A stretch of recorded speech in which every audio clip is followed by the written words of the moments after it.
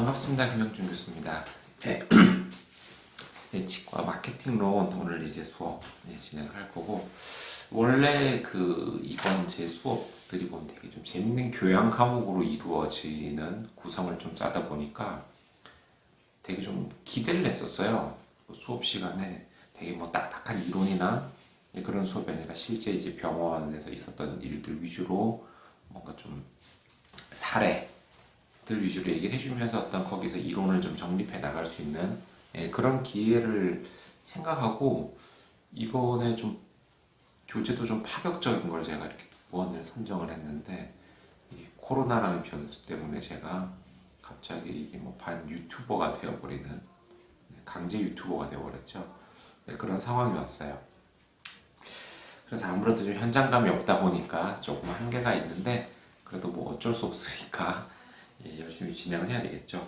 지난번에 이제 진행하던 끌리는 치과의 좀 뒷부분을 조금 더 보강을 하고 넘어가려고 합니다. 네.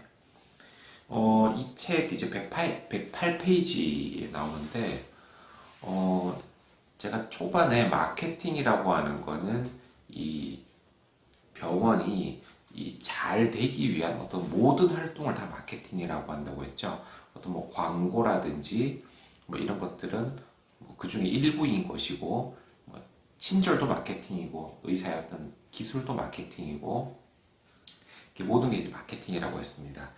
자, 그런데 108쪽에 이제 처음에 테마를 보면은, 큰 테마가 환자 앞에서 직원을 존중하라라고 해요. 환자 앞에서. 그러니까 환자들 앞에서 이렇게 직원들을 존중을 해야 된다는 게 왜 얘기가 나오냐면, 실제로 제가 그 커뮤니티에도 또 이렇게 하소연으로 이렇게 올라오는 것 중에 하나가 환자 앞에서 굉장히 원장님이 좀 직원들을 무시해요.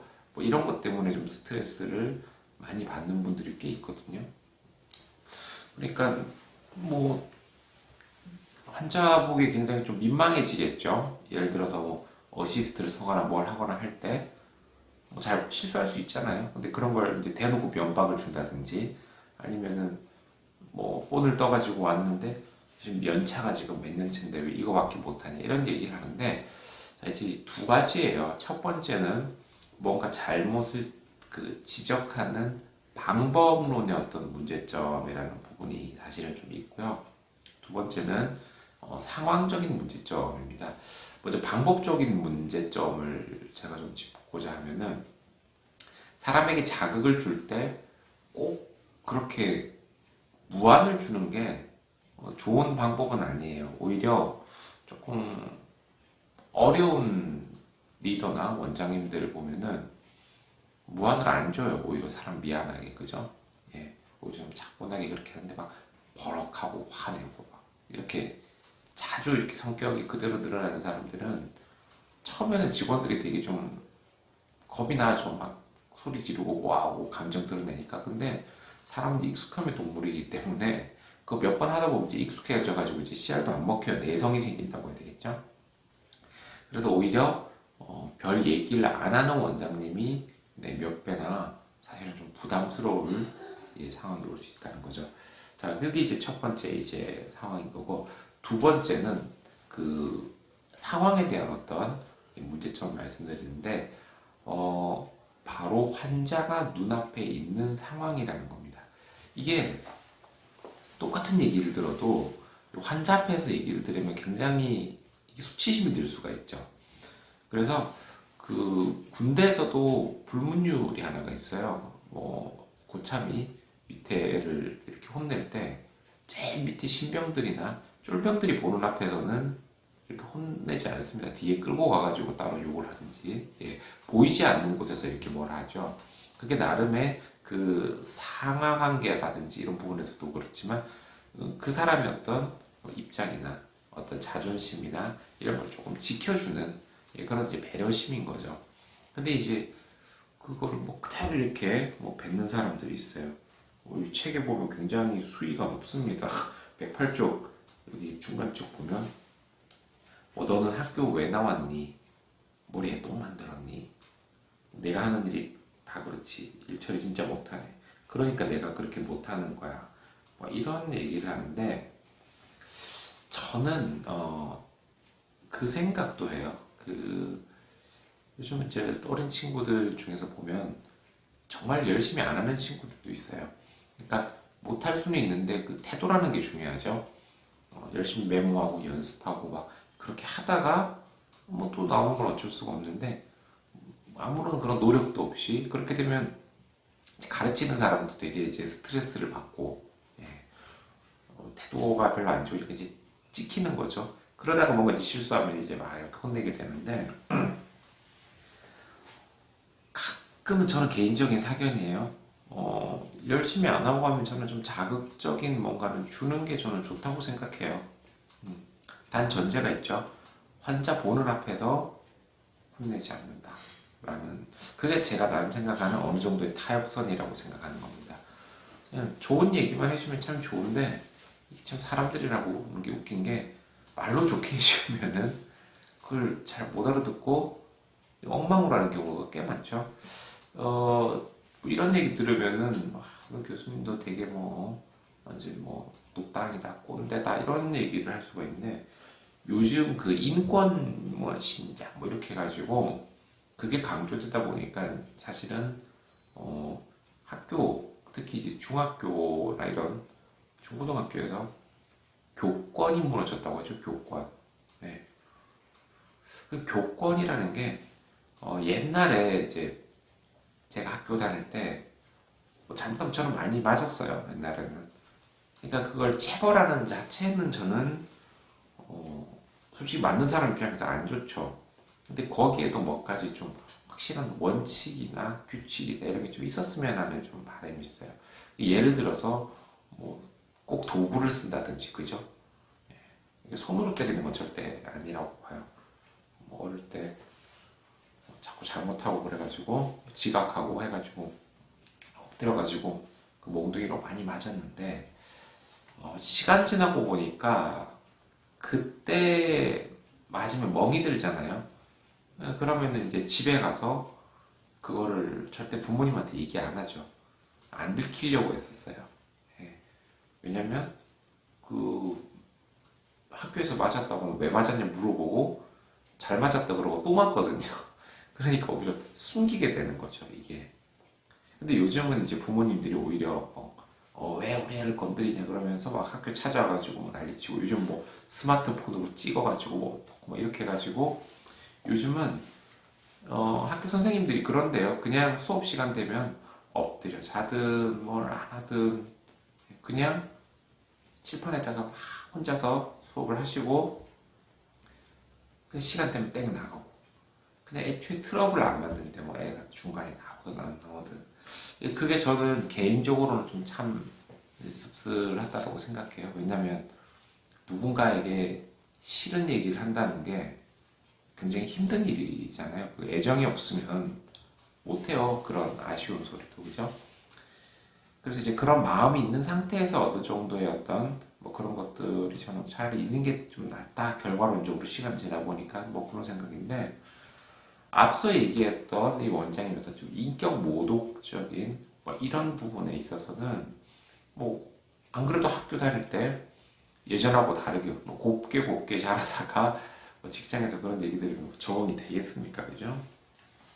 그래서 몇 번 이제 충격도 크고 그래가지고 이제 막 그만둔다고 막 이런 경우도 있는데 가끔 저희 커뮤니티에 보면은 어떤 원장님이 되게 좀 막말을 해가지고 저 바로 당일날 그만둬도 되냐고 막 물어보는데 그 막말하고 무단퇴사하고는 전혀 상관없는 별개이기 때문에 각각 따로 예, 해당되는 거예요. 그러니까 내가 무단 결근을 하면은 거기에 대한 책임을 져야 되고 예, 물론 그런 막말을 했다면은 그 원장님은 거기에 대해서 역시 또 책임을 져야겠죠. 그래서 좀 그런 건 좀 매끈하게 어쨌든 처리를 좀 해야 되는 부분이고 자 이런 내용이 이제 쭉 있고 여기서 보면 이제 109쪽 밑에서 네 번째 중에 비폭력 대화법이라는 게 있죠. 예. 이제 비폭력 대화법이라고 하는데 이게 뭐 거창하게 뭐 이 짧은 시간에 뭐 비폭력 대화법을 뭐 전수해주고 이런 것보다는 우리가 누군가에게 어떤 지적을 할 때 목적을 이해하시면 됩니다. 목적. 목적이 그 사람을 기분 나쁘게 하는 게 목적인지 아니면 그 사람이 다시는 이 행동을 하지 않도록 만드는 게 목적인지라면은 되게 답은 나와 있는 거잖아요. 같은 실수를 반복하지 않는 게 목적이라면 그 방법론의 어떤 차이가 이제 중요한 것 같아요. 그 제가 여러분들 그 선배 얘기를 한 명을 좀 해보려고 해요. 뭐 기회 되면 나중에 잠깐 좀 얼굴 좀 비춰라고 할 수도 있는데 여러분들이 이제 1학년 때 이제 졸업반이던 선배가 지금 우리 치과에서 지금 중간 연차로 지금 잘 근무를 하고 있습니다. 예. 저는 학생 때부터 보니까 애기 같죠, 아무래도. 그래서 어쩔 수 없는 것 같아요. 이 비슷한 연배에 직원한테는 제가 아무래도 존칭을 잘 쓰게 되는데 그 친구한테는 아무래도 말을 편하게 놓는 것 같은 거예요. 그냥 학교 다닐 때부터 말을 놓던 사이니까 갑자기 1년차 되고 2년차 되고 계속 올라가도 그냥 계속 애기 같잖아요, 그죠? 그런 여러분들 선배 있는데 그 선배가 잘 자요. 언제 자냐면 점심시간 때 잡니다. 근무 시간 때 자는 건 아니고 잘 자는데 저는 개인적으로 조금은 안타까운 거예요. 왜냐하면 조금 더 열심히 하면 잘할 수 있는 친구인데 그래서 평상시에는 제가 이렇게 뭐 많이 뭐라 하죠. 근데 그날은 제가 뭐라 하지 않고 그냥 조용히 밥을 먹자고 그랬어요. 그래서 그때는 뭐 평상시처럼 막 떽떽거리고 뭐라고 이런 거 없이 그냥 조용하게 만나서 밥을 먹고 그다음에 그냥 조용하게만 얘기했어요. 조용하게. 그때 뭐였냐면은 나는 네가 굉장히 잘하고 있다고 생각하고 가능성도 있다고 생각하는데 들어와. 너 뭐하고 있었냐? 그냥 쉬고 있어요. 자고 있었지? 솔직하게 얘기해. 누워 있었어요. 그 앉아 친구 있었어요. 앉아 있었어? 네. 잠깐만. 학생들한테 보내는 영상 편지 아니요, 지금 안 돼요. 왜? 왜? 아니요. 네 자고 있는 거 찍어서 보내줄까? 아니요. 학생들한테 할 말 없어? 후배들한테? 한마디만 해줘. 화이팅. 화이팅. 얘기하고 있었는데 잘 자? 네. 저 지금 빠져가지고 지금 잘 할 수 있는데 주변에서 다른 어떤 원장님이나 뭐 이런 사람들의 어떤 평가가 그렇게 되니까 나는 좀 개인적으로 좀 속상하더라. 그래서 나는 네가 하면 할 수 있는 사람이라고 나는 생각하니까 그 사람들의 판단이 잘못됐다라는 거를 네가 좀 보여줬으면 좋겠다. 뭐 그렇게 그냥 한마디 던졌는데 효과가 바로 나더라고요. 굉장히 정말 열심히 점심시간 때마다 남들 다 쉴 때 혼자서 그 보호안경 끼고 열심히 템포러리 깎는 것도 연습하고 그래서 지금은 뭐 다 잘해요. 데스크도 볼 줄 알고 뭐 상담 동의율도 높고 뭐 인프레션은 우리 치과에서 제일 잘 뜨는 그런 위치가 되고 지금 여유가 있으니까 지금 좀 전에도 와가지고 계속 자고 있다고 그러잖아요. 사람은 원래대로 돌아가는 것 같아요. 자, 그래서 결국은 이 비폭력 대화법이라고 하는 건 요점을 얘기하면 굳이 기분 나쁘게 안 해도 사람을 바꿀 수 있는 방법이 분명히 있다라는 겁니다. 자, 그런데 이게 이제 마케팅하고 무슨 관계가 있느냐라고 했을 때 쉽게 얘기하면 이거예요. 저는 이제 치과 원장님들이 이게 안 고쳐지면은 되게 직방으로 먹히는 법이 뭐냐면 직원들한테 뭐라고 얘기를 하게 되면 결국 자기 얼굴에 침뱉기예요. 그죠? 환자 앞에서 우리 직원이 이렇게 굉장히 무능하고 실수가 많고 능력이 없다라는 걸 막 광고를 하는 거잖아요. 대놓고. 그러면 결국은 병원의 이미지 전체가 떨어지고 자기가 손해가 되는 거죠. 그래서 정말 이 치과를 운영하는 원장님들도 본인이 환자를 위하는 마음이 있다면 사람 실수할 수 있다고요, 누구나. 그 순간이 아니라 한 템포 쉬었다가 어디가 잘못됐는지는 지적해주고 알려주고 그 다음에 어느 정도 시점에서 다시는 이런 행위를 반복하지 않을지에 대해서 한번 의견을 들어보면 돼요. 사람은 언제까지 네가 이거를 고칠 수 있니? 라고 질문을 했을 때 스스로 대답하게 되면 정말 열심히 노력을 하거든요. 그러니까 그런 부분에서 조금 대화법이 많이 필요해요. 근데 많은 치과 의사 선생님들도 뭐 학교 다닐 때 그런 걸 배운 것도 아니고 정말 빡세게 공부만 하시잖아요. 그래서 뭐 뒤늦게 그걸 좀 시작하시는 분들도 뭐 꽤 있습니다.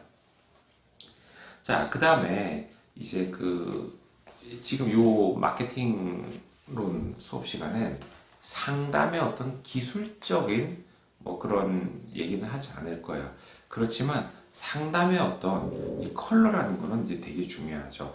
113페이지에 보면 원장의 진단과 상담실장의 상담이 같아야 된다라는 굉장히 중요한 얘기가 있습니다.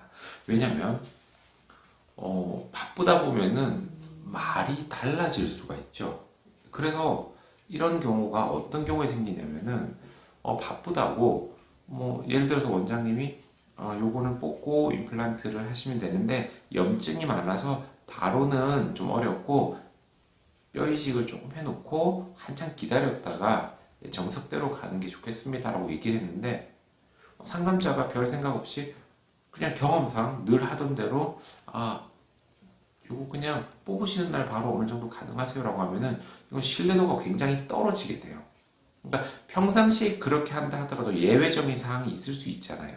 그래서 필수적인 게 뭐냐면 의사가 예진실에서 예진을 할 때 상담자는 반드시 그 자리에 동석을 해야 됩니다. 무조건이에요, 이거는. 그냥 치식만 나와가지고 몇 번 무슨 치료 이렇게 넘어가는 거는 정말 아니라는 거죠. 그렇게 진단을 내리는 데는 이유가 있는 거거든요.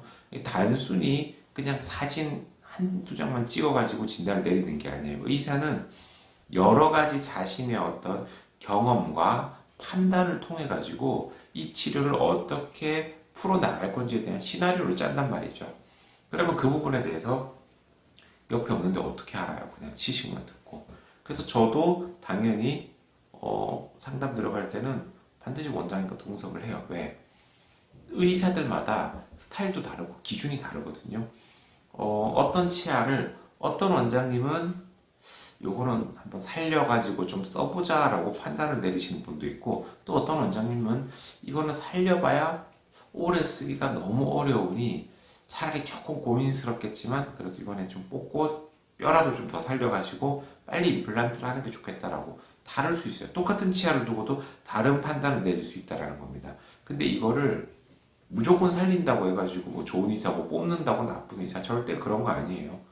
나중에 여러분들이 졸업해가지고 환자 상담을 할 때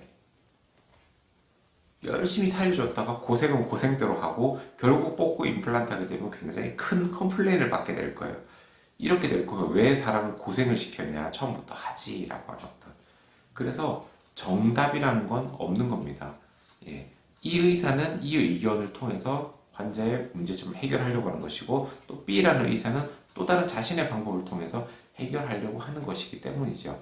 그래서 아무리 경력이 10년이 넘건 어쨌든 그런 많은 사람이라도 의사의 진단은 그 의사가 아니기 때문에 본인이 함부로 짐작을 하면 절대 안 된다는 겁니다. 그렇기 때문에 이게 이제 같은 일치아가 되려면은 첫 번째는 반드시 예진실에 이제 동석을 해야 되고 그 다음에 환자들이 그 114쪽 밑에 파란 글씨들 있죠. 몇 가지 이제 요령들이 있지만 저는 특히 중요하게 보는 게 제일 위에 있는 횡설수설한 말을 하지 말라라는 부분이에요. 횡설수설을 하게 되면은 포인트가 전달이 안 되죠. 그러다 보면은 이렇게 들었던 걸 환자는 다르게 이해하고 나중에 말이 바뀌었다라고 생각해요. 자, 핵심 포인트 두 가지 알려드립니다. 말이 바뀌면 안 되겠죠. 두 번째, 말이 바뀌는 것처럼 느끼게 해서도 안 된다. 예, 그러려면은 일단 횡설수설하면 안 되고 두 번째, 설명이 너무 길면 안 된다. 똑같은 말이죠. 네. 말을 혼자서 막 상대에게 하는 건 설명이에요. 상대가 이거를 이해하든 동의하든 상관없이 혼자 떠드는 거예요. 어찌 보면 이런 온라인 강의가 되게 안 좋은 게 저는 지금 여러분들의 상황을 모르고 지금 계속 강의를 한단 말이죠. 이게 설명이에요. 근데 우리가 학교 수업 시간에 보면 어떻습니까? 예, 얘기를 하고 질문을 하고 반응을 보고 특히 저기 자는 친구들 몇 명 있죠? 예, 그것도 깨워가면서 너 왜 잤니? 어제 뭐 했니?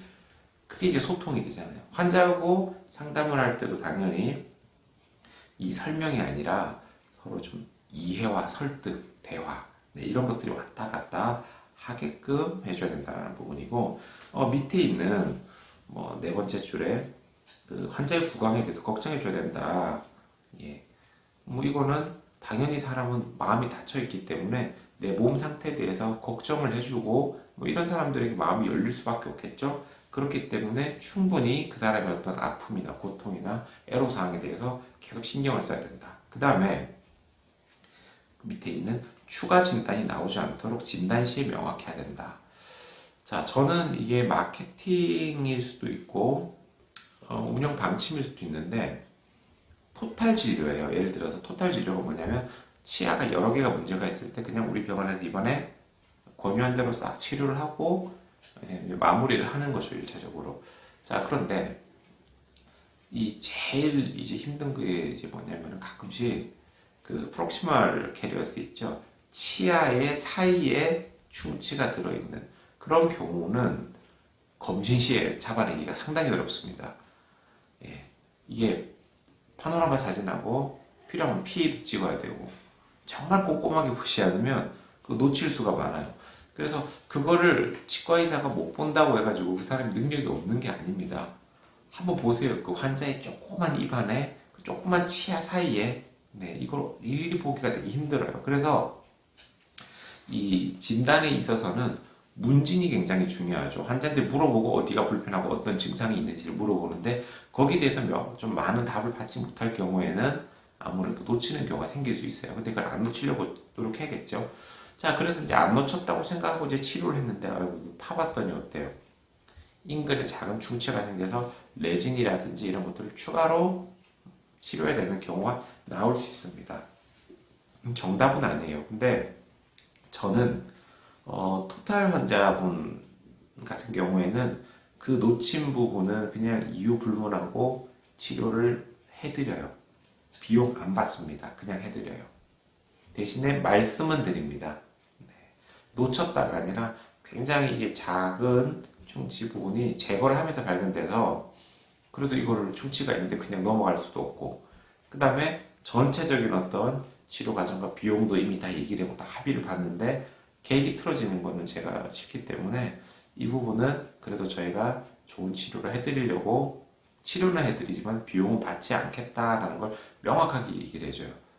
거기서 갑자기 봐봤는데 이게 중치가 있어서 비용이 더 나오셔야 되고요. 그러면 그때부터 사람은 기분이 나빠져요. 돈 문제가 아닙니다. 그거는. 네. 처음에 약속이 틀어졌기 때문이에요. 입장 바꿔놓고 여러분들도 내가 인테리어를 맡겼는데 처음에 뭐 얼마에 하기로 했어. 근데 올 때마다 가격이 자꾸 불어가지고 자꾸 비용이 늘어나면은 정상적인 인간이면 굉장히 짜증이 날 수밖에 없어요. 그거는 합의를 뒤집는 거기 때문에. 네. 그래서 115쪽에 보면 다섯 번째 줄에 아무리 원장이 진단을 잘 했다고 하더라도 상담자가 그의 보조를 잘 맞춰야 한다라는 부분이죠. 여기서 이제 보조를 맞춰라는 말은 그런 가능성까지 미리 언급을 하면 좋은 거예요. 저는 상담할 때 얘기합니다. 만약에 여기 충치는 사이 충치라서 조금 이렇게 파보면 옆치아도 많이 그렇게 됐을 수도 있다. 이건 지금 사진상으로도 확인이 안 된다. 혹은 크라운 같은 경우에도 어때요? 파노라마 찍어보면은 하얗게 아무것도 안 보이잖아요. 요걸 사실 뜯어봐야지 알 수 있는데 그랬을 경우에 경우의 수가 요렇게 나올 수 있다. 네. 가능성을 다 얘기해주면 뭐가 문제가 돼요. 근데 이건 뜯고 그냥 새로 본 떠서 하면 됩니다. 뜯어봤더니 어떻게 돼? 안에 다 썩어가지고 예, 그 충치 다 제거하면은 못 써가지고 임플란트를 심어야 되든지 뭐 포스트를 더 받고 하든지 추가 비용이 나올 수도 있잖아요. 그러면 이제 환자에게 아쉬운 얘기를 해야 된다는 거예요. 그래서 모든 가능성을 열어두시는 게 상담의 기본입니다. 예, 진짜 명언이에요. 뭐든지 미리 얘기하면 설명, 나중에 얘기하면 변명이에요. 네, 100% 된다 이런 얘기는 함부로 할 수 있는 게 아닙니다. 예, 특히 보이지 않는 부분에 대해서. 자, 근데 여기서 나오는 게 의사의 진단이 잘못됐다라는 게 아니라는 거죠. 예, 충분히 꼼꼼하게 보더라도 그런 어떤 작은 충치는 이제 놓칠 수가 있기 때문에 그 부분에 대해서 환자분에게 충분히 사전에 예, 동의를 구하면 별 문제가 없고요. 자, 그다음 117조 네, 보면 나옵니다. 정확하게 치식 불러주고 확인하고 얘기하고 그 다음에 뼈 이식을 왜 해야 되고 치아 같은 게 예를 들어서 레진이 인레이가 신경치료, 신경치료가 발치 등 변경할 경우에는 명확하게 짚어주고 알려주고 다 이거는 사전에 얘기가 되었을 때 환자분은 동의가 되는 겁니다. 여러분들이 이걸 사전에 동의하지 않고 그냥 하다가 보니까 이렇게 됐네요라고 이런 안이한 생각으로 근무를 하다가 나중에 정말 한 번은 겪어야 되겠죠. 사람은 치과에 근무하면서 정말 이렇게 환자분한테 시달려가지고 직장을 다니기 싫은 그런 시간이 올 수도 있다라는 걸 명심을 하셔야 됩니다. 자, 조금 쉬었다가 상담 동의율을 높이기 위해서 어떤 좀 차별화된 방법을 쓰는지, 그 다음에 어떤 믿음을 주는 방법 이런 것들에 대해 얘기하도록 하겠습니다. 조금 더 뵙겠습니다. 고맙습니다.